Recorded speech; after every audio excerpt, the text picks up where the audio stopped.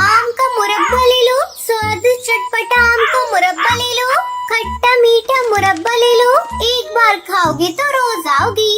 समीरपुर के जंगल में टूनी चिड़िया अपने बेटे कालू कौआ और बहू टुनटुनी चिड़िया के साथ रहती थी। कालू कौए के पिता को गुजरे हुए काफी समय हो गया था। टूनी चिड़िया तरह तरह के मुरब्बे बनाकर बाजार में बेचती और घर का खर्च चलाती थी। एक दिन कालू कौआ खुशी खुशी अपने घर आता है।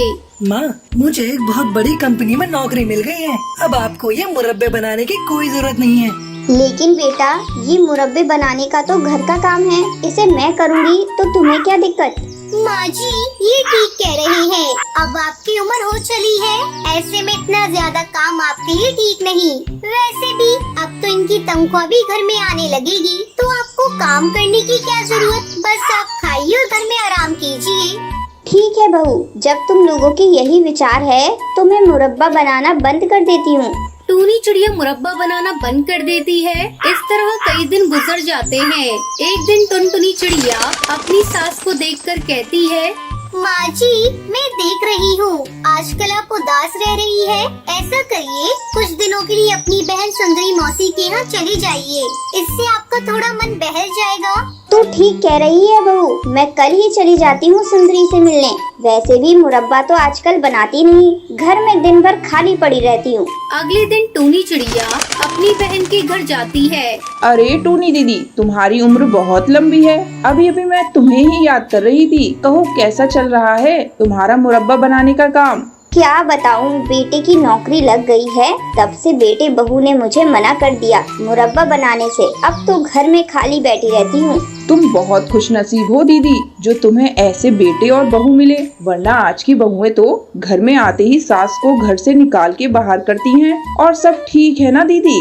सब ठीक है। पहले तो समय मुरब्बा बनाने में कट जाता, लेकिन अब तो पड़े पड़े बोर हो जाती हूँ। तो ऐसा करो दीदी, 2-4 महीने मेरे पास रुक जाओ।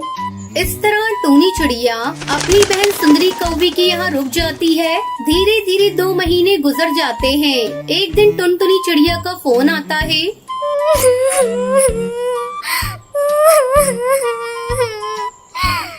माँ जी, गजब हो गया, जल्दी घर वापस आइए। क्या हुआ बहू, तू इस तरह रो क्यों रही है? जल्दी बता, क्या हुआ? मेरा जी घबरा रहा है। माँ जी, इनके ऑफिस में बहुत बड़ा घोटाला हुआ है, उसमें इनका भी नाम है। इनकी नौकरी छूट गई। माँ जी, ये बहुत ही घबराए हुए हैं। आप कैसे भी करके जल्दी घर आइए। बहू, तू चिंता मत कर, तू कालू को संभाल, मैं वापस घर आ रही हूँ। अगले दिन टूनी वापस अपने घर लौट आती है। अपने बेटे को दुखी देखकर टूनी चिड़िया उससे कहती है, बेटा, तू बिल्कुल भी चिंता मत कर। अगर तूने घोटाला नहीं किया है तो तेरी नौकरी जल्दी लग जाएगी। तब तक मैं फिर से मुरब्बा बनाने का काम शुरू कर देती हूँ, ऐसे घर का खर्च भी चलेगा। हाँ माँ जी, आप बिल्कुल सही कह रही है। मैं भी आपके साथ मुरब्बा बनाने के काम में आपका साथ दूंगी। कालू बेटा, ये ले पैसे, जा बाजार से जाकर कुछ आम खरीद कर ले आ, मैं उसका मुरब्बा बनाती हूँ। कालू कौवा बाजार से आम खरीद कर घर लाता है। टुनटुनी चिड़िया टूनी के साथ मिलकर आम का मुरब्बा बनाती है। टुनटुनी बहू, तुझे पता है, पहले आम को काटकर धूप लगाते हैं, फिर उसमें मसाला और चाशनी मिलाते हैं। इससे मुरब्बा काफी दिनों तक टिका रहता है। दोनों सास बहू मिलकर ढेरों आम का मुरब्बा बनाती हैं, फिर उसे बेचने के लिए बाजार में ले जाती है। आम का मुरब्बा ले लो, स्वाद चटपटा आम का मुरब्बा ले लो, खट्टा मीठा मुरब्बा ले लो, एक बार खाओगे तो रोज आओगी। आम के मुरब्बे का नाम सुनते ही कई पक्षी उनकी दुकान पर आते हैं। इस तरह दोनों सास बहू मिलकर मुरब्बा बेचकर घर का खर्च चलाने लगती हैं और सभी खुशी खुशी रहने लगते हैं।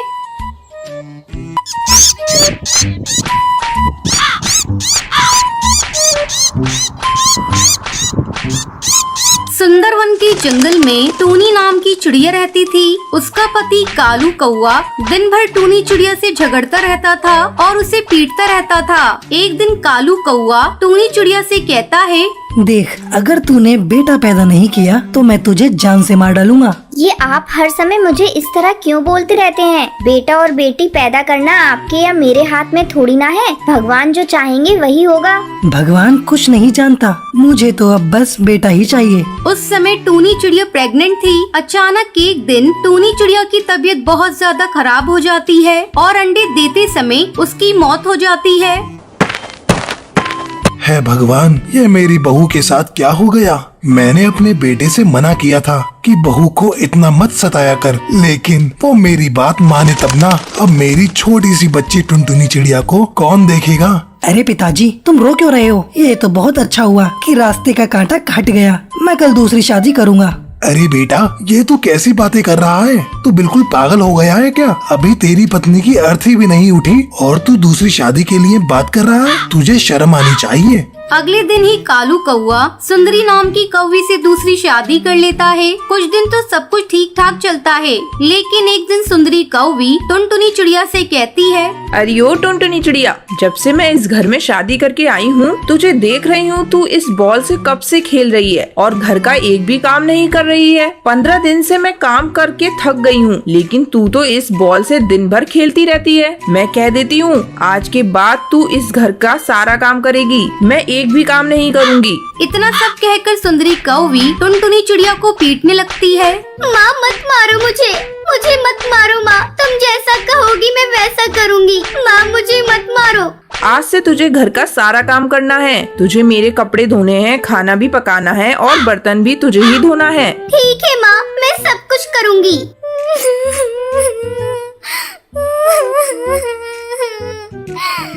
टुनटुनी चिड़िया की रोने की आवाज सुनकर कालू कौआ वहाँ पर आता है। तू इसे मार क्यों रही है? क्या हुआ मुझे बता। ए जी, कब से घर के सारे काम मैं ही कर रही हूँ और एक ये है कि बॉल के साथ लेकर कभी यहाँ जा रही है तो कभी वहाँ जा रही है। क्यों नहीं टुनटुनी, तू दिन भर बॉल से खेलती रहती है, तुझे और कोई काम नहीं है क्या? इतना कहकर कालू कौआ टुनटुनी चिड़िया को पीटने लगता है। मारो इसे और मारो। दिन भर काम करते करते मेरा हाथ दुख जाता है और ये बस खाने के समय पहुँच जाती है। शोर की आवाज सुनकर कड़कनाथ वहाँ आता है। अरे तुम दोनों इसे क्यों मार रहे हो? क्या किया इसने? मारे नहीं तो और क्या करें, दिन भर बस इधर उधर घूमती रहती है और घर का काम एक भी नहीं करती। सारा काम मुझे करना पड़ता है।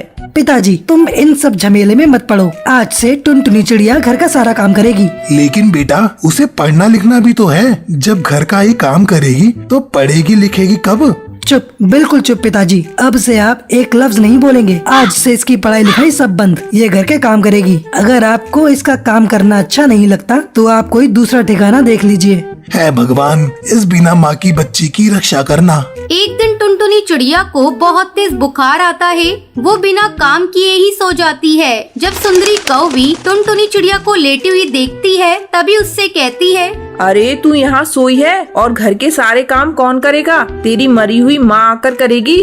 मेरी माँ का नाम क्यों ले रही हो? आज मेरी तबीयत बहुत खराब है, इसलिए मैंने कोई काम नहीं किया। आज काम आप ही कर लीजिए। मेरे सामने बहाना मत बना, चल उठ और जाकर सारा काम कर। तभी कालू कौआ ऑफिस से घर आता है। देखिए जी, आपकी बेटी बहाना करके यहाँ सोई हुई है और कह रही है कि इसकी तबीयत खराब है। आज तो इसने खाना ही नहीं बनाया, आपको भूखे ही रहना पड़ेगा। तेरी इतनी मजाल टुनटुनी चिड़िया। कालू कौआ टुनटुनी चिड़िया को झाड़ू से पीटने लगता है। तभी कड़कनाथ सेठ वहाँ आता है और कालू कौवे को जोर से थप्पड़ मारकर उससे कहता है, अरे तुझे शर्म आनी चाहिए। अपनी पत्नी के साथ मिलकर तू अपनी ही बेटी को मार रहा है। ये तो देख उसकी कितनी तबीयत खराब है। अब हम एक दिन भी यहाँ नहीं रहेंगे। मैं टुनटुनी को लेकर इस नर्क से जा रहा हूँ।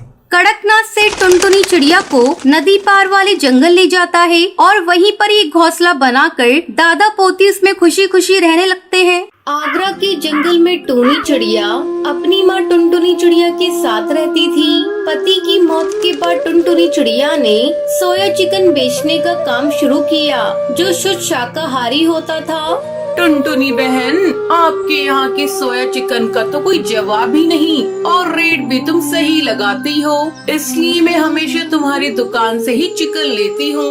मेरे बच्चे को चिकन बिरयानी बहुत पसंद है, इसलिए जब भी वो खाने की जिद करते हैं मैं तुम्हारी दुकान पर आ जाती हूँ। ऐसा करो 2 किलो मुझे फ्रेश सोया चिकन दे दो। चिकन लेकर हर हमारी तोती वहाँ से चली जाती है। इस तरह जंगल के सभी पक्षी सोया चिकन और सोया मटन टुनटुनी की दुकान से ही खरीदते थे। एक दिन टुनटुनी चिड़िया की तबीयत ठीक नहीं थी, तब उसकी बेटी टूनी चिड़िया दुकान पर जाती है। वो ग्राहकों को चिकन दे रही थी, तभी एक होटल का मालिक उसकी दुकान पर आता है। मैंने सुना है कि तुम्हारी दुकान पर फ्रेश चिकन और मटन मिलता है। मुझे अपने होटल के लिए रोजाना 15 किलो चिकन और मटन चाहिए। क्या तुम दे सकती हो? हाँ हाँ सेठ जी, आप होटल का पता दे दीजिए। मैं कल से आपके होटल पे सारा सामान पहुंचा दूंगी। तो ठीक है, ये एडवांस रख लो, बाकी के पैसे मैं महीने के अंत में दे दूंगा। शाम को टूनी अपनी दुकान बंद करके घर जाती है। माँ ये देखो, इतने सारे पैसे। आज दुकान पर मेरा पहला दिन था और आज ही मुझे एक बहुत बड़ा ऑर्डर मिला है। कल से ही मुझे एक होटल में 15 किलो सोया मटन और चिकन पहुंचाना है। ये तो बहुत अच्छी बात है बेटा, तू मेरे ही लक्की है। अगले दिन टूनी चिड़िया सुबह सुबह अपनी दुकान पर चली जाती है और 15 किलो चिकन और मटन लेकर होटल पहुंचती है। ठीक है, इसे वहाँ रख दो, कल फिर इसी समय पर आ जाना।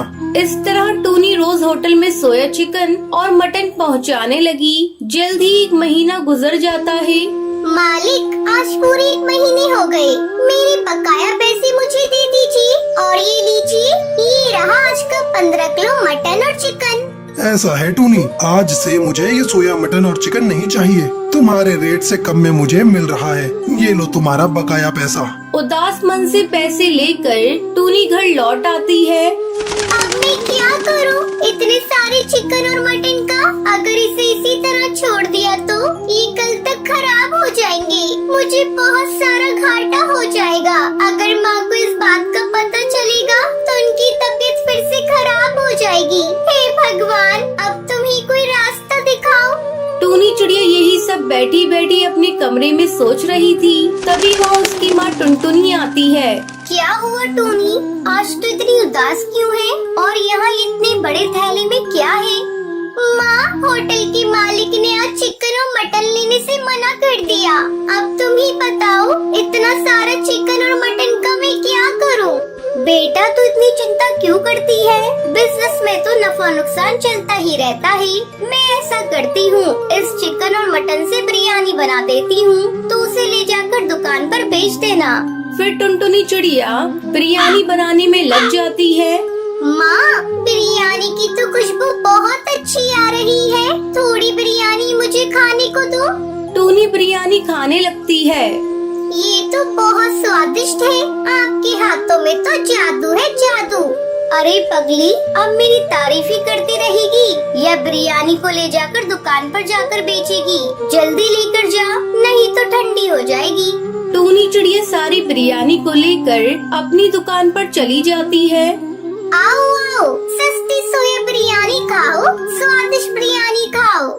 उसकी बात सुनकर कुछ पक्षी बिरयानी खाने आते हैं और बिरयानी खाकर तारीफ करते हैं। बिरयानी बेचकर टूनी चिड़िया को बहुत मुनाफा होता है। आगे से वो फैसला करती है कि अब वो सोया चिकन और सोया मटन की जगह वेज बिरयानी बेचा करेगी। उस दिन के बाद से दोनों माँ बेटी मिलकर बिरयानी बेचने लगती हैं और खूब सारे पैसे कमाती है। इस तरह वो खुशी खुशी अपनी जिंदगी बिताने लगती है।